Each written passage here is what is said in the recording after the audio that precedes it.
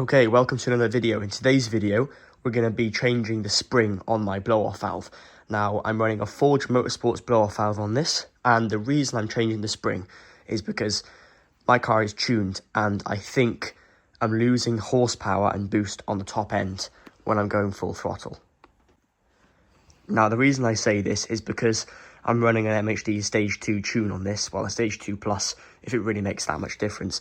And the reason I think it's blowing off is because on full throttle, the PSI isn't as high as what it used to be. I have an OBD reader inside where I can read the PSI, and it's not as high as it used to be. And you can hear a very faint like hissing sound, which is the only thing I can think of has got to be that the blow-off valve is letting by because the spring isn't as, spring-loaded as it should be. Now, the Forge Motorsports one come with loads of different springs. I'm pretty sure it's green, yellow, blue and red, and the ones that I were given with my one were a blue and red spring. Now, they said to use the blue one for about 15 to 20 psi. Now, this car shouldn't be going over 20 psi, so what I'm going to do, I'm going to fit the red one, which is for over 20 psi, and see if it makes any sort of difference. If the blow-off valve doesn't blow off at all, then obviously the spring is going to be too compressed, it's too hard, so we'll have to go back to the blue one.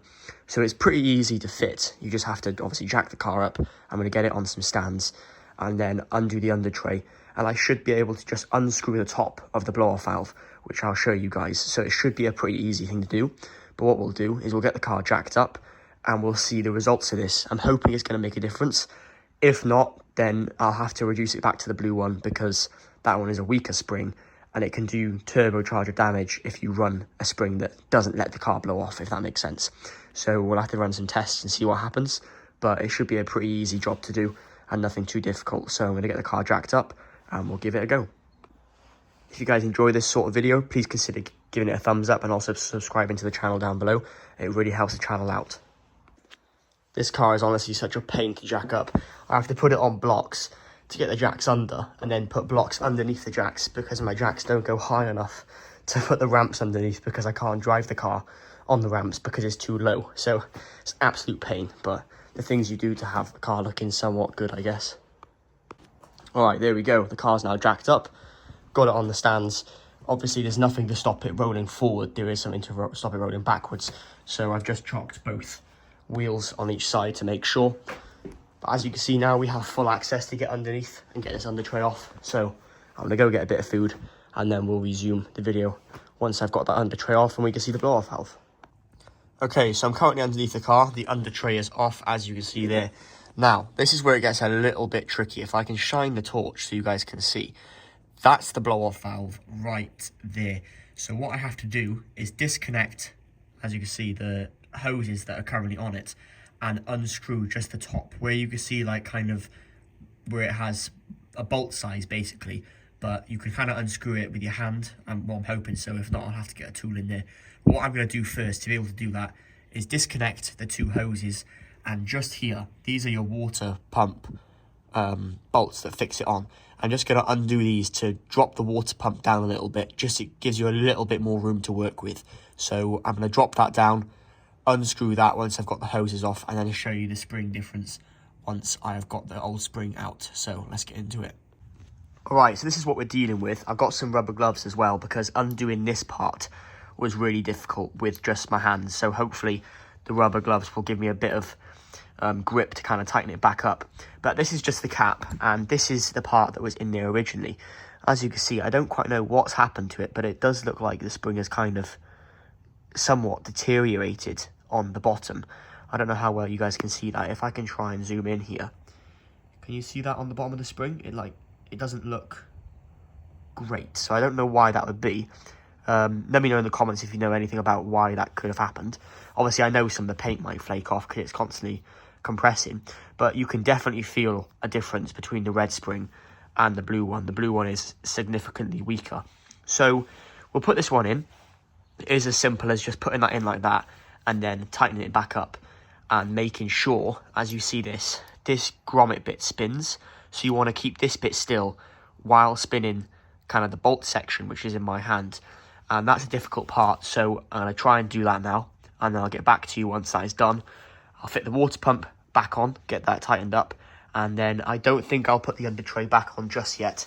I think we'll take her for a drive and see what happens, or maybe start her up and give her a couple revs, see if she does actually blow off. Obviously, I know it will blow off more when it's under load compared to just when it's sitting on there, but I don't really want to have to really put this blue spring back in, but we can't tell yet until it's done. So I'll get this fitted and be back once that's done. Okay, that is now fitted. As you can see, the water pump has been dropped down and the blow-off valve, which is just there, I have managed to tighten it up. The gloves helped dramatically. Hopefully this will focus so you guys can see. So what I'm going to do now is put the hose back on and just put the water pump back in its fixings, start the car, let it warm up, and then just see if anything happens before I have to drop it all off the ramps and then put it back on. So let's give that a go. All right, guys, that is the car all done, all off the jacks now, just letting it warm up a little bit. I did do a little test before I put it off the jacks. What I did was let it warm up to about 80 degrees because I didn't want to rev her on a cold engine, and revved her a couple times, and the valve does blow off, but obviously it's not a real test because it's not under load. So I put everything back. Hopefully when we take her up the road now, it'll be okay and it will blow off, and we'll see what kind of boost we're making. Hopefully it's a little bit more than before.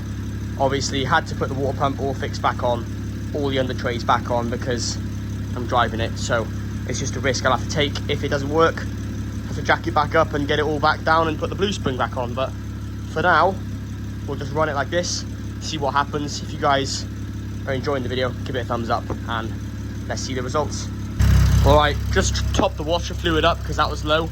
Car is all ready to go, so we'll get these closed, which they are, and let's go and give her a run, see what happens, and go from there. Okay, so back in the car, that concludes the video. I didn't manage to get any recording because it's impossible to film the car while I'm driving it.